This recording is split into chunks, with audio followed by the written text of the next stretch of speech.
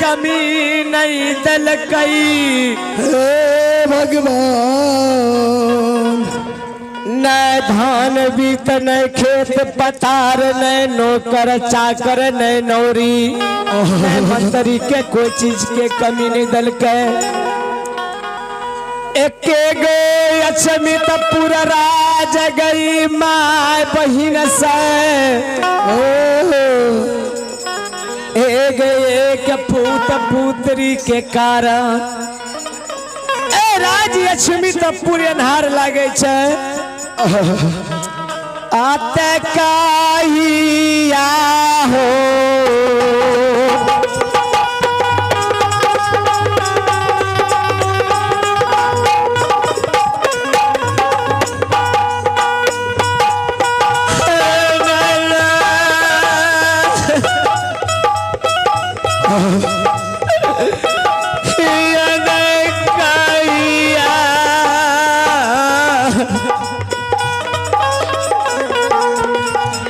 एहो दुखवा जो गुस्सा आओ आओ एहो हरबैयो ठाकुर जी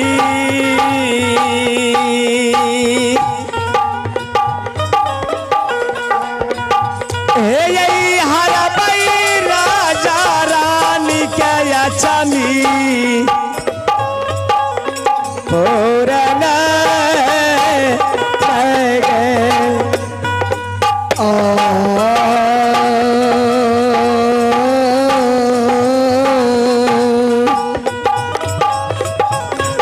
मैया बहिना सब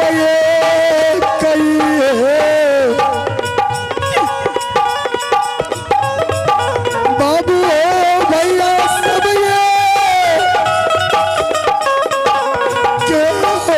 पुत्र का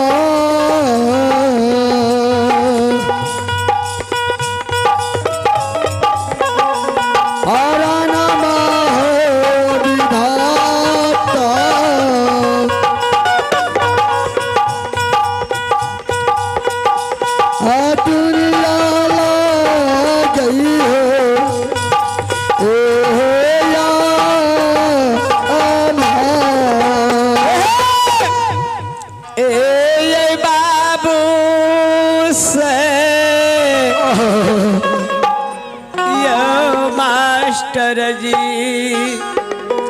एक पुत पुत्री के कारण लक्ष्मी तो पूरे नार लागे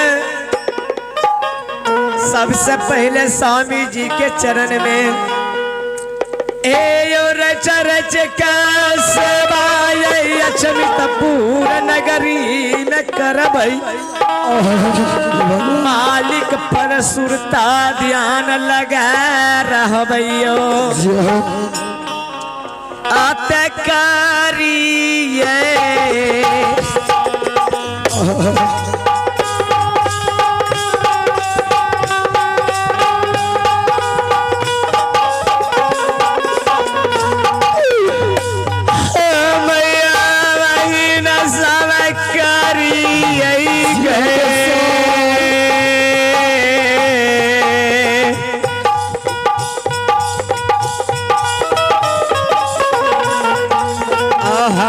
गया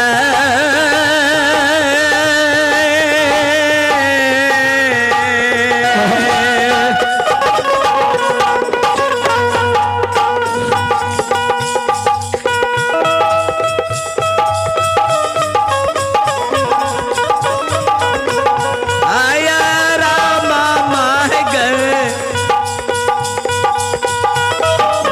ही न सब गए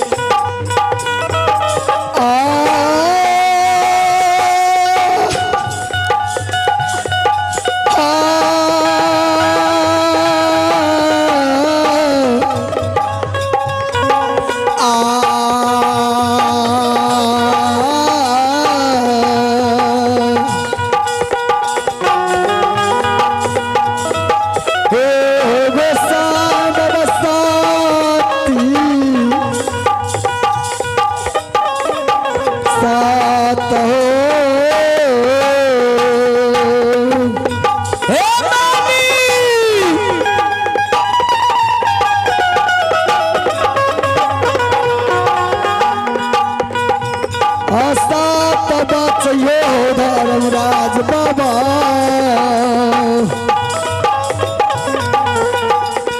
अरे किए चरण में हे अय्या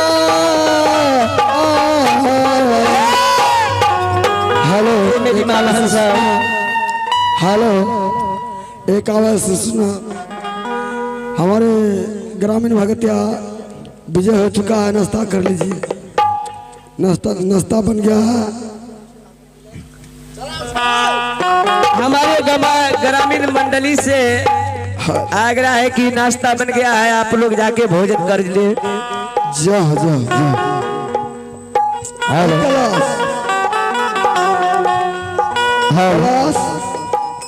हेलो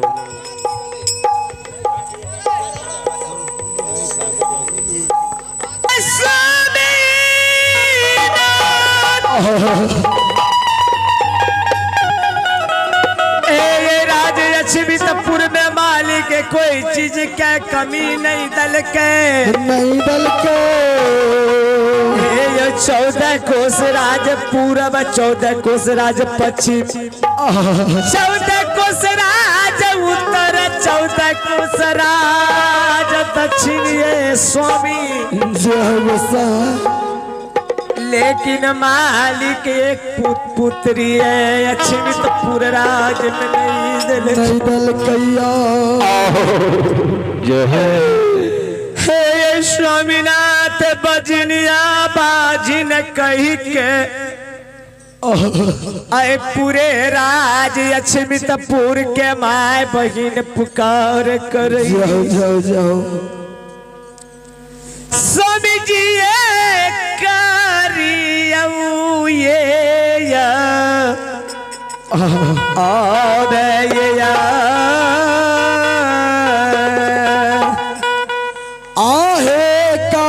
कारबैया आरव हे दुलारिया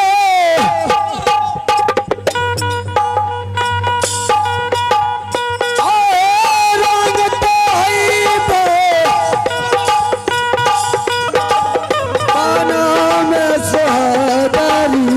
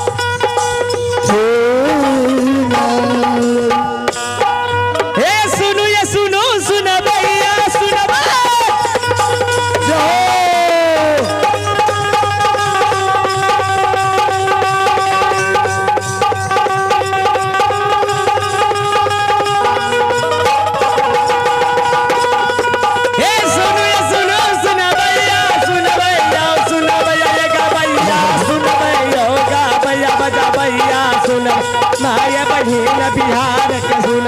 भक्ति अनिल ध्यान से सुन ऐ मालिक कथा का सुना चल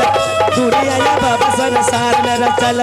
गौरवी है गौरव कतरी है देश ई मालिक समदर सीची ई मालिक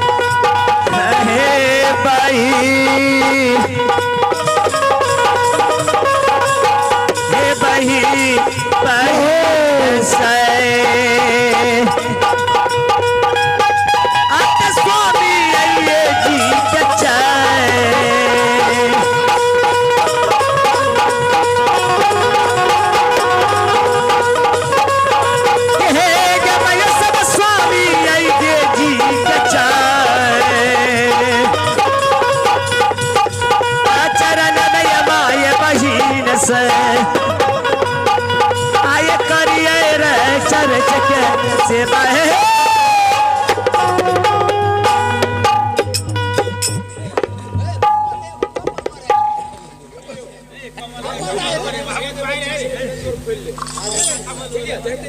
माहे बहिन से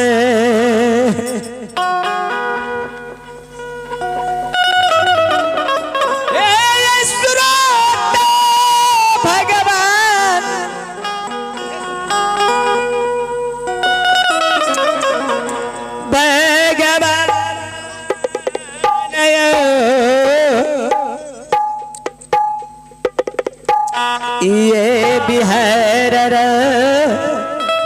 के ए भगवान हेलो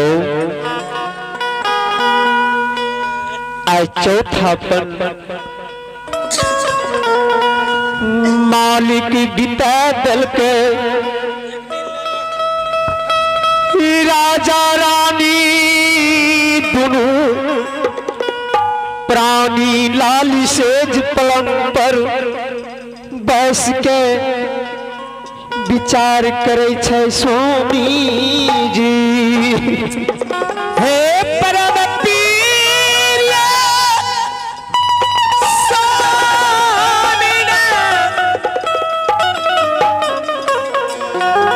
अगर दीन दयालु संतान धन रहती है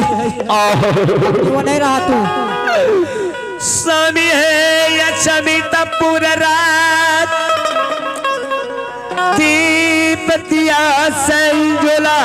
बरत रहती है ऐ मालिक एक पुत्री संतान नहीं दल कई स्वामी आई के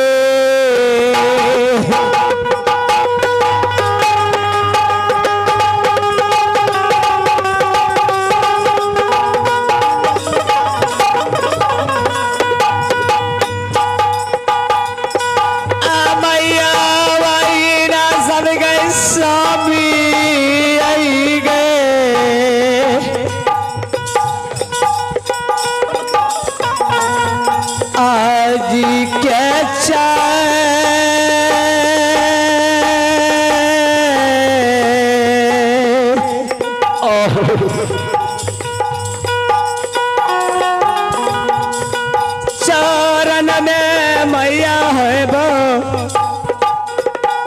बहन सब गए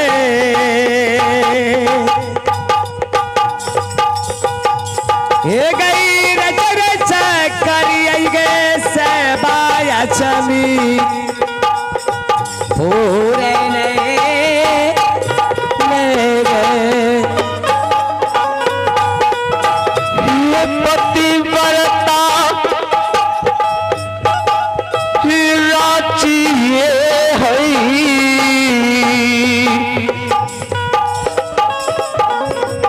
राची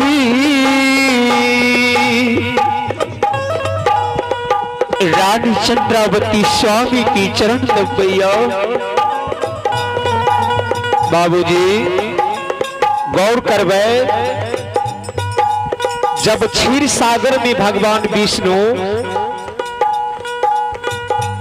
क्षीर सागर में शेष सैया पर विराजमान रहते,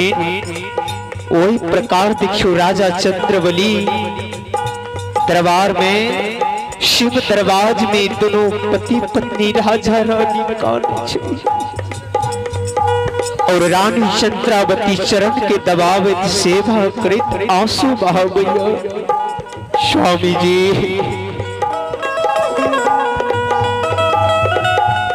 राजा रानी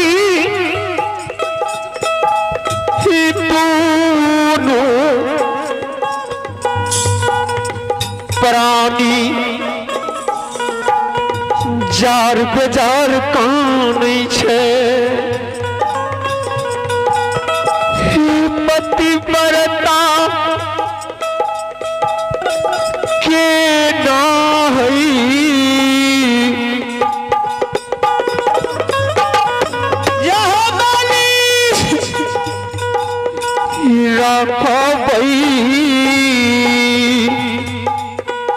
कना रहे स्वामी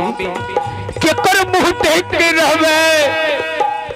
ताय माय अरोसनी परोसनी गांव के सब उलन उपड़ाक दे छे गे या भागी बाजी परोसनी कह के पुकारे छे संसार। हे पतिव्रता के कारा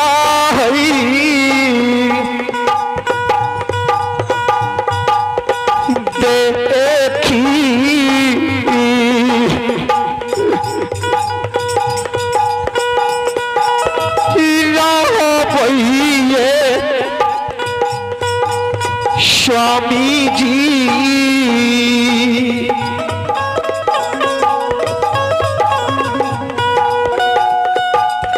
कना रहब दुनिया स्वामी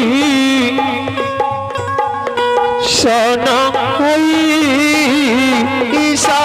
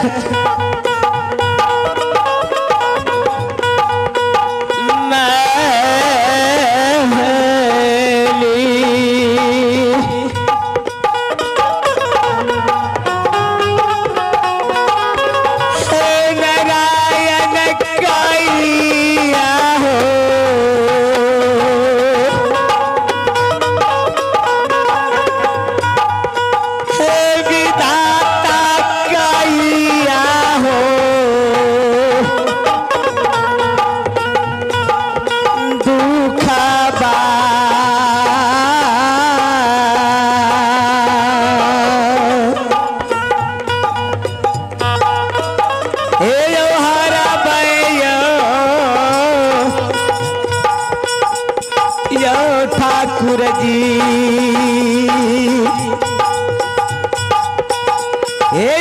हरब पझिनिया के अक्षमी पूरन लगे।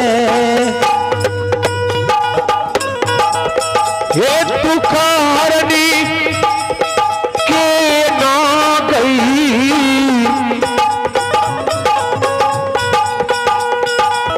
हे महामाया के ना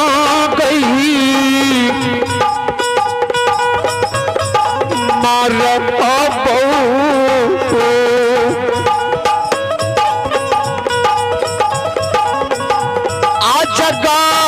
के माता जी कनारा में माँ बीती अवस्था बह गए, एको गो संतान परमात्मा नहीं दिल के।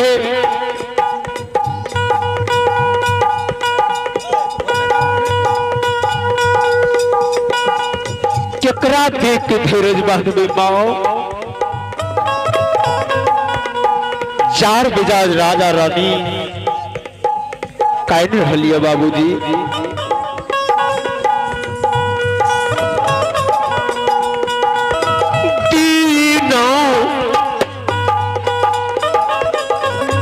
यशोदीना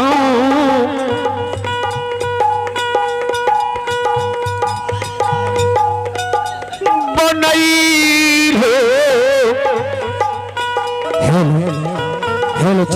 ठाकुर जी। राजा रानी चार बेजार काने छे बाबूजी। राजा चंद्रबली के आंख से आंसू जा रहल छे। जय हो रानी चंद्रावती पुत्र के याद में आंसू बहावई छे। आ गई के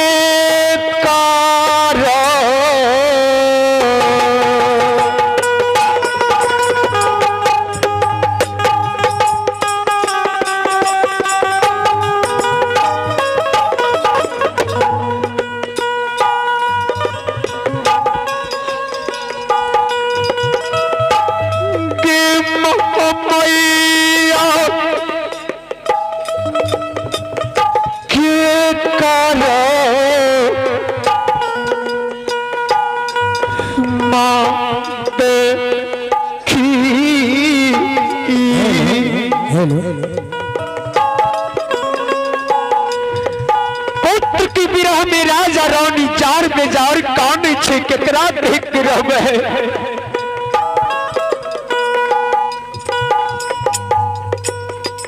हेलो बजरंग बली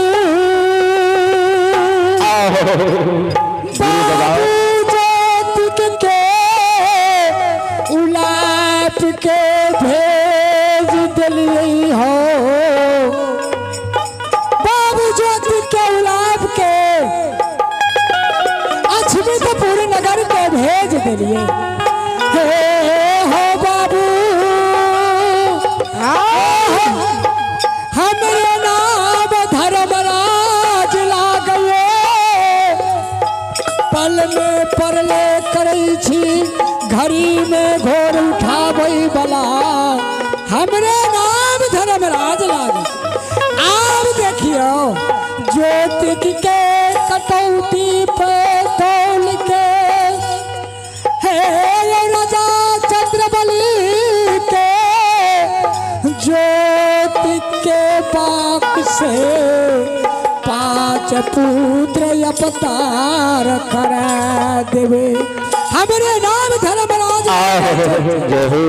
ज्योति के पाक देते 5 के बेटा राजा चंद्रबली कहते। हे हो बजरंग बली हे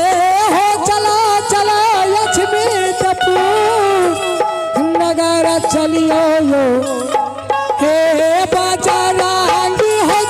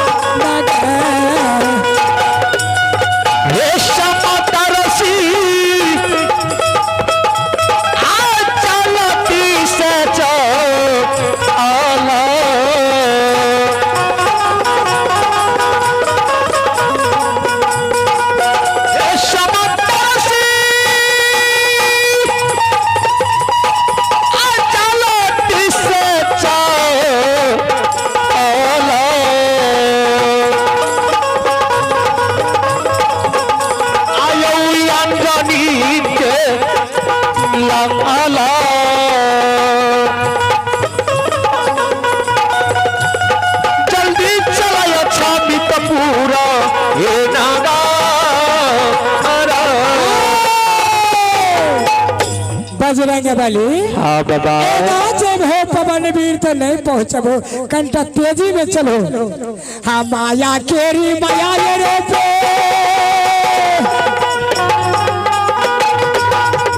हाँ माया केरी माया हो रूपी दुलार कालीदास दुलारुआ कालीदास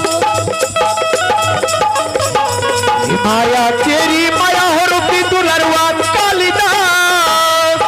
हाया अपन माया करिए बाबा अपन माया करे बाबा हाया अपन माया करिए बाबा अपन माया करे बाबा हबी साकार बोल राम राम राम हो भा बाबा को माया गनाया पारो राम राम हो भा बाबा सन निर्मोहिया जग कोई नहीं। पवन वीर बाबा हे हो पवन वीर राजा रानी के देखे छे लाली सेज पलंग पर सुतल छै और सपना जगावे छिए राजा चंद्रबली के।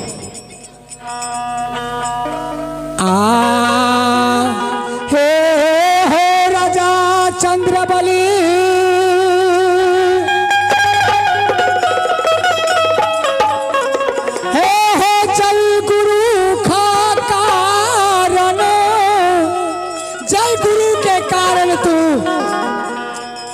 जय 12 वर्ष ब्रह्मा जुग से हो राजा पोपीपुर नहीं गल हो लेकिन विचार तो रह गल हो पोपीपुर में जाके हमें डाली लगे नहीं लगे वह गुरु ज्योति तोरा द्वार पर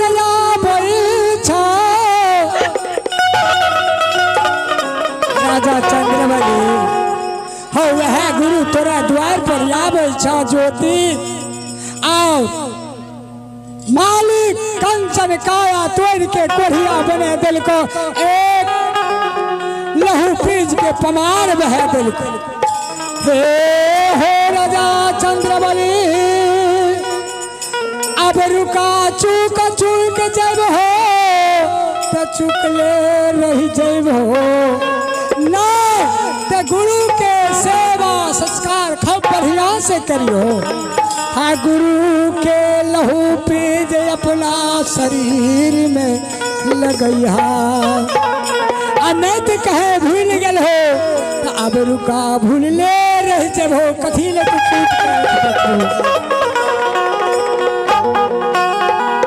लाली हाय सो कोहबर घर में सुता लया बला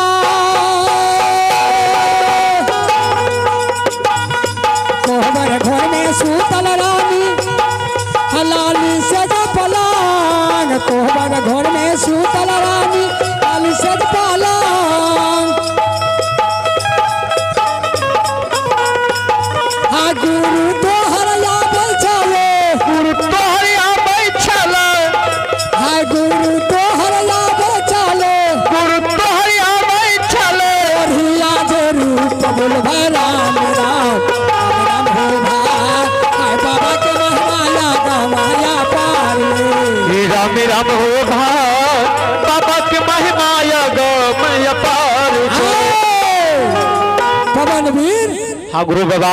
आप अपनार के चला माया केरी माया है रूपी दुलारुआ काली दो माया तेरी माया हो रूपी दुलरुआ कालिदा अपन माया का रह बाबू अपन माया छोड़े बाबा अपन माया का रह बाबा अपन माया करे बाबा तुम हबी साथार मेरा बाबा के माया गवाया पार छे राम राम हो भाई बाबा के महिमा गवाया पार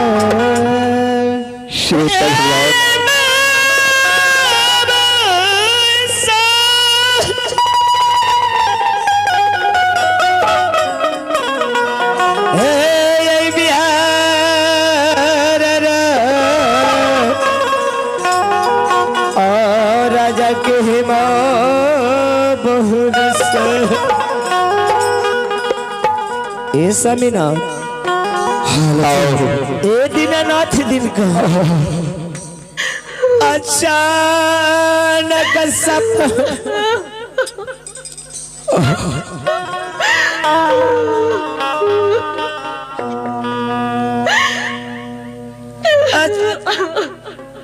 अचानक सपना देख लो माँ कल कहे राजा रानी जय गुरु के कारण अचरा खुटबान अचमितपुर नगरी में आया पूत पुत्री के कारण जार बेजार का नहीं छो गुरु बाबा तुरा द्वार पर रहला कहे गुरु के चूक में राजा रानी चूक जब है जिंदगी भर चुकल रही जइबो आई गुरु का सेवा मान आदर अचमितपुर नगरी में करी हो। सबसे पहले स्वामी जी के जगबै छिए स्वामी जी के पूछबे स्वामीनाथ अत जागियो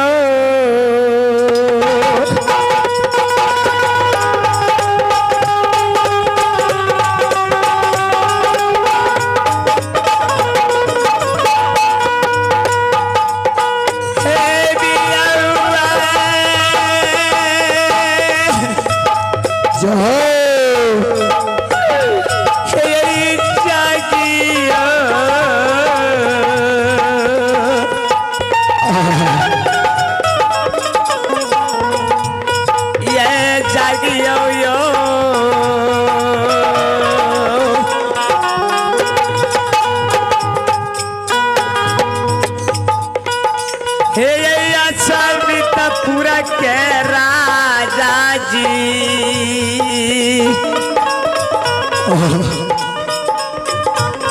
यही जगयोगी रही स्वामी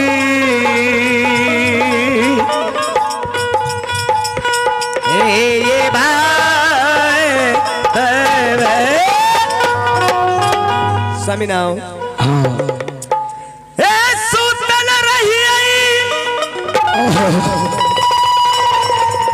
अचानक सपना देखलिए सुनलिए सपना में कहल कहे राजा रानी जय गुरु कारण अचरा खूटबान अचमितपुर नगरी में हे गुरु तोरा द्वार पर दुर्बल भेष में रहला गुरु के आठों अंग शरीर में कोई कुष्ठ भगन एह माछी हन हन दंदन पीलू रे जमीन पर गिरे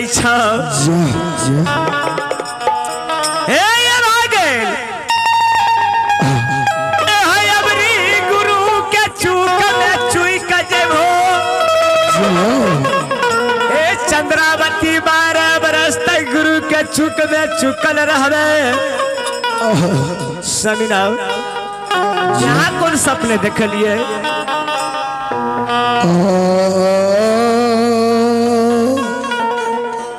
हे सती हाँ स्वामीनाथ गुरु बाबा देव के चूक में चूक गलैया हे विधाता यह सपना देखे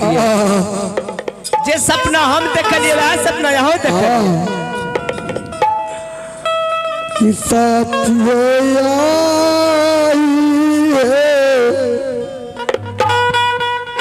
भगवान हे साथी के